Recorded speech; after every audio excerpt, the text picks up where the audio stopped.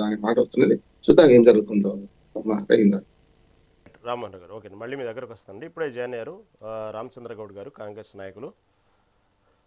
రామచంద్ర గౌడ్ గారు నమస్తే అండి. నమస్కారం సార్. రామచంద్ర గారు, ప్రస్తుతం అయితే ఒక 5 రోజుల పాటు ఆ యుద్ధాన్ని దాని యుద్ధం ముగిస్తున్నాము, దానికి సంబంధించిన చర్చలు సఫలమయ్యాయి అంటూ ఒక పక్క ట్రంప్ వ్యాఖ్యానిస్తున్నారు. సరే, ఒక పక్క చూస్తే కొద్దిసేపటి క్రితమే మోడీ వ్యాఖ్యలు కూడా ఇటు పక్క ఇందాక మన రామ్మోహన్ రావు గారు చెప్పినట్టే అంతా బాగానే ఉందని ఒక పక్క చెప్తున్నారు, జాగ్రత్త పడని ఒక చెప్తున్నారు. దానికి సంబంధించినటువంటి అనేక ఈ 2 నాలుకల ధోరణితో ప్రజలు కొంత అప్రమత్తకు గురవుతున్నారు. మళ్ళీ అంతా బాగానే ఉందనుకుంటారు. ఒక్కసారిగా సడన్గా పెట్రోల్ సంబంధించిన రేట్లు పెరుగుతున్నాయనే వార్తలు రాగానే పెట్రోల్ బంకుల చుట్టూ జనాలు క్యూ కడుతున్నారు.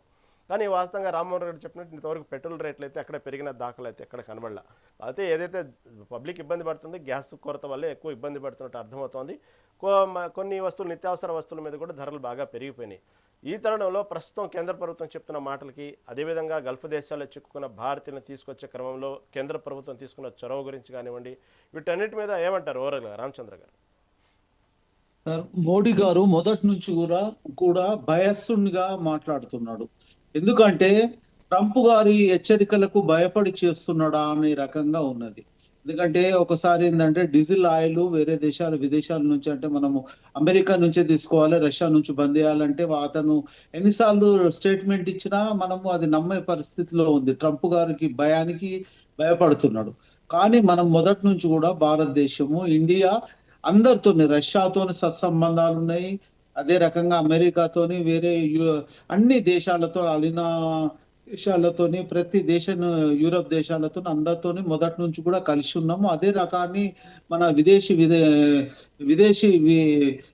సంబంధించిన అన్ని దేశాలతో సౌఖ్యంగా ఉండాలి. అదే రకంగా కంటిన్యూ చేస్తే బాగుంటుంది. ఇంకోటి, ఈ కష్టకాలంలో మనం రాజకీయాల గురించి మాట్లాడాల్సిన అవసరం కూడా లేదు.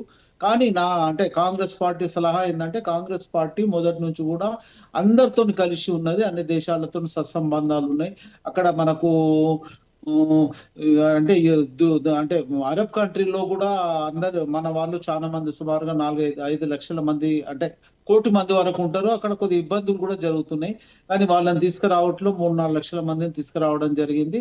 కానీ ఇది శాశ్వతం కాదు. ఎందుకంటే ఆ రకంగా, అంటే బయట దేశాల్లో తీసుకురావడం కూడా మనకు ఆర్థికంగా ఇబ్బంది అవుతుంది. వాళ్ళకు కూడా మనము పని కల్పించలేము. వాళ్ళు ఈ రోజు కాదు, 20-30 సంవత్సరాల నుంచి, 15-20 సంవత్సరాల నుంచి దుబాయ్లో, ప్రతి దేశంలో, ప్రపంచంలో అన్ని దేశాల్లో కూడా మన వాళ్ళు ఉన్నారు.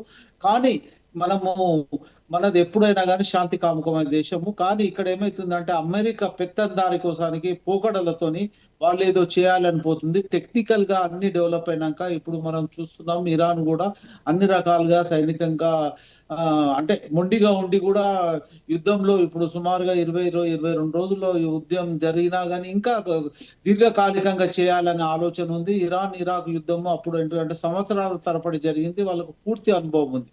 ఇంకోటి, ముఖ్యంగా వాళ్ళకి ఏంటంటే, ఎంతమంది వాళ్ళు ఇప్పటికి మనం చూస్తే ముఖ్య నాయకులు ఒక 25-30 మంది, అంటే సుమారుగా పెద్ద మొత్తంలో కూడా చనిపోయినా కానీ యుద్ధంలో కంటిన్యూ చేస్తున్నారు. వాళ్ళకి ఎన్నో రకాలుగా, అంటే ఒక దగ్గర కాకుండా, అంటే అన్ని రకాలుగా, అంటే ఎన్నో ప్రాంతాల్లో కూడా ఉండి చేస్తున్నారు. కాబట్టి దాన్ని శాశ్వతంగా, అంటే ఎక్కువ రోజులు కొనసాగించే ఉద్దేశంలో ఉండరు. ఎందుకంటే మెయిన్ లీడర్లు పోయిన తర్వాత యుద్ధం తగ్గిపోతుంది అనుకున్నాం, కానీ తగ్గే సూచనలు కనబడతలేవు.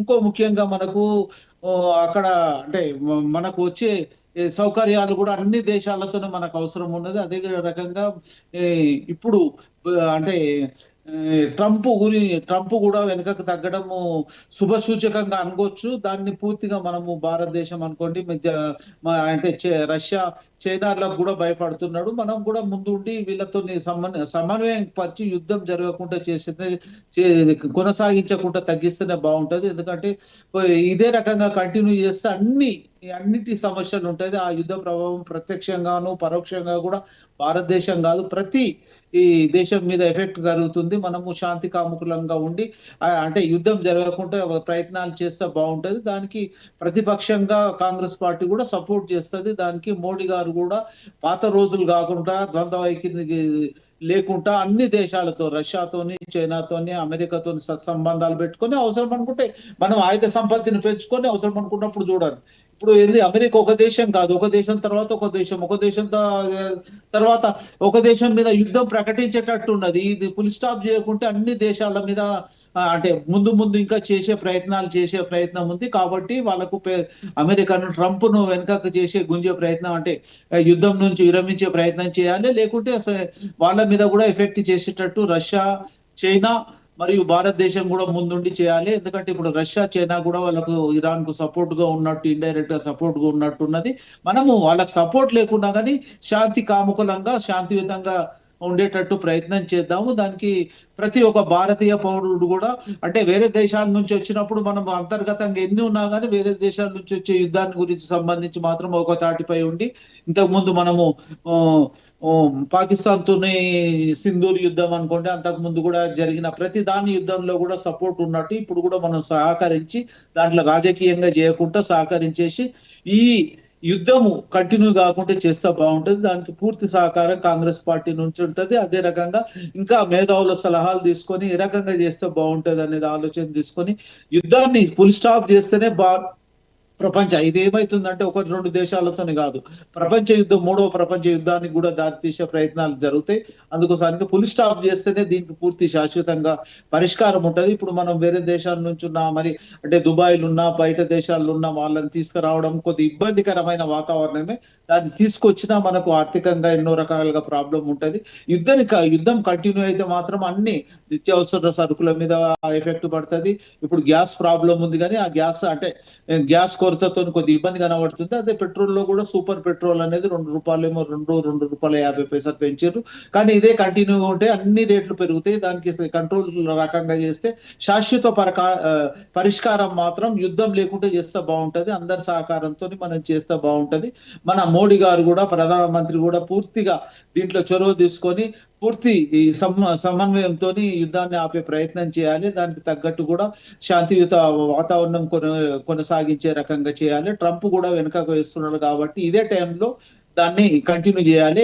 ట్రంప్ కూడా అంటే వేరే దేశాలు కూడా సహకరించే రకంగా లేవు. అందుకోసానికి అతను కూడా వెనుకకు అంటే ఆయనకు ఎన్నో యూరోప్ దేశాలు సపోర్ట్ చేస్తాయని అనుకున్నాడు. అదే రకంగా అరబ్ కంట్రీలు కూడా సపోర్ట్ చేస్తాయని అనుకుంటున్నారు. వాళ్ళు కూడా సపోర్ట్ అనేది పూర్తి సహకారం చేస్తలేరు. కాబట్టి ట్రంప్ వెనుకంజ వేస్తున్నాడు. ట్రంప్ ను అదే రకంగా వెనుకంజ వేసి ఫుల్ స్టాప్ చేసేటట్టు, యుద్ధం ఫుల్ స్టాప్ చేసేటట్టు ఆపే ప్రయత్నం చేయాలని కాంగ్రెస్ పార్టీ తరఫున కోరుకుంటున్నాను. భారతీయ పౌరునిగా కోరుకుంటున్నాను. భారతీయులందరూ కూడా ఈ యుద్ధం ఆపితేనే అన్ని రకాలుగా బాగుంటది. లేకుంటే ప్రపంచ యుద్ధానికి పరిష్కారం ఉంటది, ఆడడానికి ఆస్కారం ఉంటది. దయచేసి అందరూ కూడా దీన్ని ఆపే ప్రయత్నం చేయాలని మనవి చేస్తున్నాను. రైట్ అండి, రైట్ రామచంద్ర గారు. రామ్మోహన్ రావు గారు, ఇక్కడ పరిస్థితులు చూస్తే ఒక పక్క చూస్తే ఇంత